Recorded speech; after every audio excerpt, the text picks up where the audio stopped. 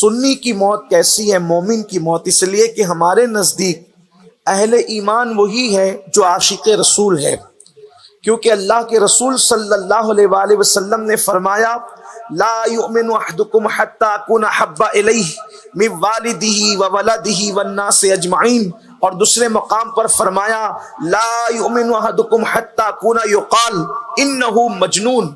اللہ کے حبیب علیہ السلام فرماتے ہیں کہ تم میں کا کوئی اس وقت تک کامل مومن نہیں ہو سکتا جب تک اس کے عشق رسول کو دیکھ کر لوگ اس کو پاگل نہ کہنے لگے۔ اللہ کے حبیب علیہ السلام نے عشق کو اس منزل کو پہنچے، عشق کو اس حد کو پہنچے کہ انسان کو دیکھ کر یہ گمان ہونے لگے کہ یہ اٹھتے بیٹھتے ایک ہی دھن اس کو ہے، اس کو ایک ہی دھن ہے محبوب کی دھن، اس کو ایک ہی لو ہے محبوب کی لو، اس کے سر میں سودا سمایا ہے تو ایک ہی سودا ہے وہ مدینے والے مصطفیٰ جان رحمت کا۔ جیسا کہ جناب اویس قرنی کے متعلق جب سیدنا فاروق اعظم نے پوچھا تھا کہ کیا تم اویس کو جانتے ہو قرن والے، تو یمن کے لوگ ہنسنے لگے۔ فاروق اعظم نے کہا آپ کیوں ہنس رہے ہیں، میں نے اویس کا ذکر کیا آپ ہنس رہے ہیں؟ کہا امیر المومنین جیسی بڑی ہستی ایک پاگل کے بارے میں سوال کرتے ہیں، اس لیے کہ وہ تو دیوانہ ہے، وہ تو پاگل ہے۔ تو فاروق اعظم نے کہا تھا اس کو دیوانہ پاگل کیوں کہتے ہو؟ تو کہا جب ساری دنیا روتی ہے تو وہ ہنستا ہے اور سب ہنستے ہیں تو وہ روتا ہے، اس کی عجیب کیفیت ہے۔ تو اللہ کے حبیب علیہ السلام نے اس طرف اشارہ کیا کہ محبوب کی دھن اتنی پکی ہو جائے کہ انسان کی کیفیت یہ ہو جائے کہ ایسا گما دے ان کی ولا میں خدا ہمیں ڈھونڈا کرے پر اپنی خبر کو خبر نہ ہو، یہ کیفیت ہو جائے۔ اللہ اکبر، عشق اس منزل پر پہنچ جائے کہ انسان کہنے لگے مرا تن من دھن سب پھونک دیا، یہ جان بھی پیارے جلا جانا۔ میرے آقا علیہ السلام کے پیارے دیوانوں، ایسا مومن، ایسا عاشق رسول جب دنیا سے جاتا ہے اس کی موت کی شان سے آتی ہے، اس لیے کہ ہمارے نزدیک تو یہ ہے جیسے ہی ہم نے موت کا ذکر سنا، اللہ اکبر، موت کے حوالے سے ہمارے ذہن کے اندر یہ ہے موت مطلب تکلیف، موت مطلب مصیبت، موت مطلب بے قراری، موت مطلب بے چینی، موت مطلب عذاب، موت مطلب تاریکی، موت مطلب انسان کے لیے مصیبت۔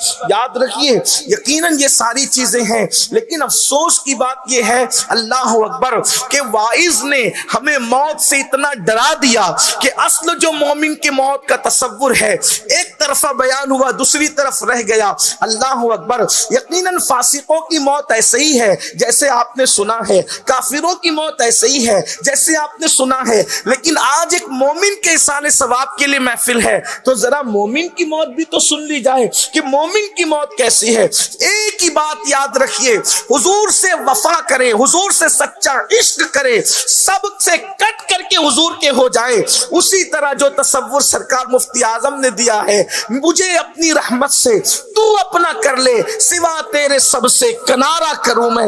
اگر کوئی ان کا ہو جائے تو موت کیسی آتی ہے؟ بخاری شریف کتاب الزہد کا وہ حدیث مبارکہ جو ہم نے آپ نے بار بار سنی ہے، آئیے اس کے آخری حصے کی طرف چلتے ہیں۔ میرے آقا صلی اللہ علیہ وسلم کے دیوانوں، مومن کی موت کیسی ہے؟ مومن میں نے وہی بتا دیا آپ کو اشارتاً، اس لیے کہ وقت میں اتنی گنجائش نہیں ہے کہ مومن کی تشریح کی جائے۔ مومن وہی جو عاشق رسول، اختصار کے ساتھ یہی، جو حضور سے سچا عشق کرے، جو حضور سے سچی محبت کرے۔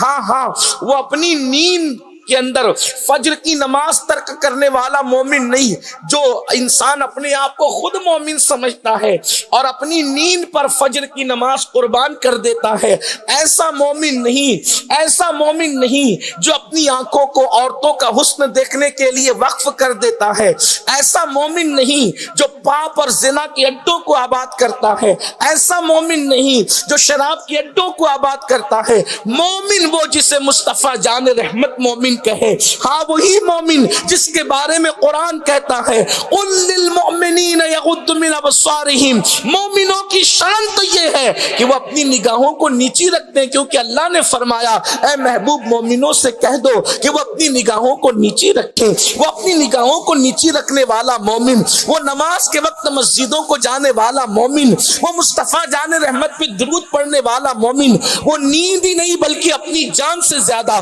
مصطفیٰ جان رحمت سے عشق کرنے والا مومن، ایسا مومن بخاری شریف کتاب الزہد کے اندر حدیث پاک کا آخری ٹکڑا ہے جس کو ہم بار بار سنتے رہتے ہیں، لیکن یہ آخری حصہ ہم سے چھوٹ جاتا ہے۔ وہ آخری حصہ کیا ہے؟ اللہ کے رسول مصطفیٰ جان رحمت غیب دا نبی صلی اللہ علیہ وآلہ وسلم فرماتے ہیں کہ اللہ تعالیٰ نے حضرت جبریل کے ذریعے سے مجھے یہ پیغام بھیجا کہ اللہ پاک فرماتا ہے مجھے کسی کام کے کرنے میں تردد نہیں ہوتا۔ توجہ کریں، یہ مومن کی موت ہے۔ اگر یہ موت ہم سن لیں تو کبھی ہم موت سے کراہت نہ کریں، کبھی ہم موت سے نفرت نہ کریں۔ مومن کی موت کیا ہے؟ حضرت جبریل نے مصطفیٰ جان رحمت سے آ کر عرض کیا کہ اللہ فرماتا ہے مجھے کسی کام کے کرنے میں تردد نہیں ہوتا۔ تردد کسے کہتے ہیں؟ یہ ذات باری کے لیے، اگرچہ ہم ڈائریکٹ نہیں کہتے لیکن آپ کو سمجھانے کے لیے صرف بتا دوں، تردد کس کو کہتے ہیں؟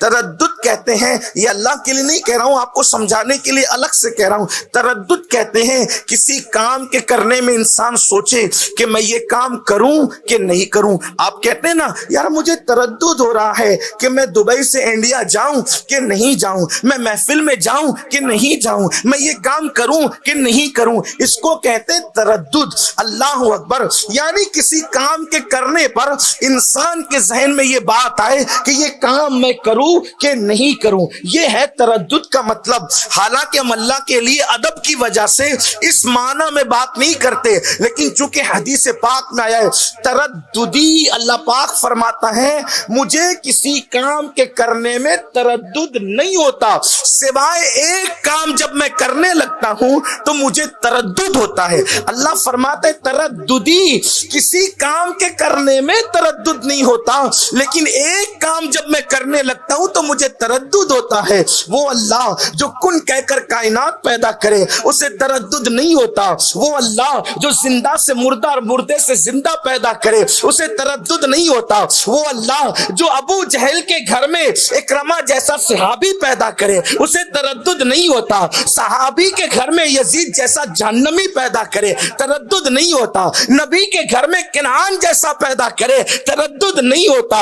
اللہ اکبر، اور کنعان جیسے بلکہ اس سے بھی بدتر لوگوں کے یہاں اللہ تبارک و تعالی اپنے پیارے محبوبوں کو پیدا کرے اسے تردد نہیں ہوتا، وہ پتھروں میں پھول پیدا کرے تردد نہیں ہوتا، وہ گرمیوں کے موسم میں جو مشہور ہے بارش برسائے تردد نہیں ہوتا، وہ زمین کو پھاڑ کے اناج نکالے تردد نہیں ہوتا، وہ جو چاہے کرے تردد نہیں ہوتا، لیکن تردد اس کو کب ہوتا ہے؟ اللہ فرماتا ہے حدیث پاک ہے بخاری شریف کی حدیث کہ جب میں کسی مومن کی موت کا فیصلہ کرنے لگتا ہوں، جب میں کسی مومن کو موت دینے لگتا ہوں اس وقت مجھے تردد ہوتا ہے۔ کیوں تردد ہوتا ہے؟ خود فرماتا ہے کہ مجھے تردد اس لیے ہوتا ہے کہ میں تو مومن کی موت کا فیصلہ کروں اور وہ اس کو ناپسند کرے تو مجھے تردد ہوتا ہے۔ مومن سے پیار اتنا ہے کہ اس کی موت کا فیصلہ کرتے وقت قدرت کو بھی تردد ہوتا ہے۔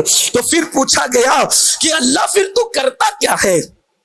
اللہ پھر تو کرتا کیا ہے؟ تو حدیث پاک میں آتا ہے اللہ اس مومن کی موت کا فیصلہ کرنے سے پہلے اس کے پاس فرشتوں کو بھیجتا ہے۔